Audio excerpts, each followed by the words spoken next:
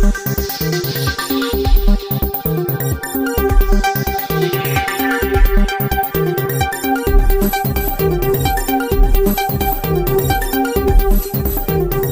સહાય અપાવવા કિસાન સંઘ મેદાને કલેક્ટરને આવેદન પત્ર અપાયું।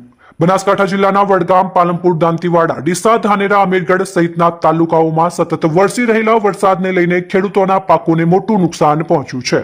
ખેડૂતોએ 4 મહિનાની મહેનત બાદ મગફળી અને બાજરીનો પાક તૈયાર કર્યો હતો અને હવે પાક લેવાની તૈયારીના સમયે સતત વરસાદ વરસતા આ પાકો નિષ્ફળ ગયા છે। તૈયાર પાકના ખેતરોમાં પાણી ભરાઈ ગયા હોવાથી જેના કારણે મગફળી અને બાજરીનો પાક પણ ફરીથી ઉગવા લાગ્યું છે। ખેડૂતોની મહેનત પાણીમાં ગઈ છે।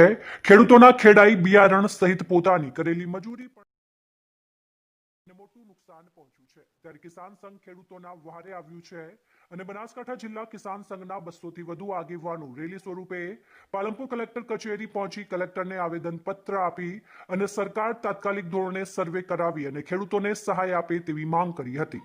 અને જો ખેડૂતોને સહાય આપવામાં નહીં આવે તો કિસાન સંઘ દ્વારા ઉગ્ર આંદોલન કરવામાં આવશે તેવી ચીમકી પણ ઉચ્ચારી હતી।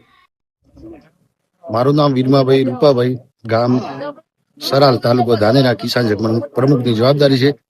અમારા જિલ્લામાં 14 તાલુકા આવેલા છે। 14 તાલુકામાં આટલું મોટું નુકસાન છે કે ધાનેરા તાલુકામાં નદીનું વેણ આવતા મકાન પણ ધરાશ થાય છે। પછી પશુ પણ ખેત તણાઈ ગયા છે અને જે પાક ઉભો પાક હતો પણ ખૂબ નષ્ટ થયો છે, જેવી કે બાજરી, મગફળી, અનેક પ્રકારના પાકો પણ નષ્ટ થઈ ગયા છે।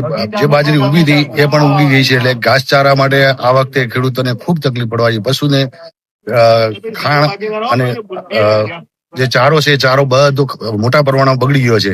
એટલે આ વખતે સરકારને વિનંતી કરીએ છીએ કે તાત્કાલિક સર્વે કરે અને ખેડૂતોને સહાય રૂપી જે સર્વે થાય એમાં વળતર આપશે ને કે ખેડૂત પાયમાલ પાક થઈ ગયો છે, એ અમારી વિનંતી છે।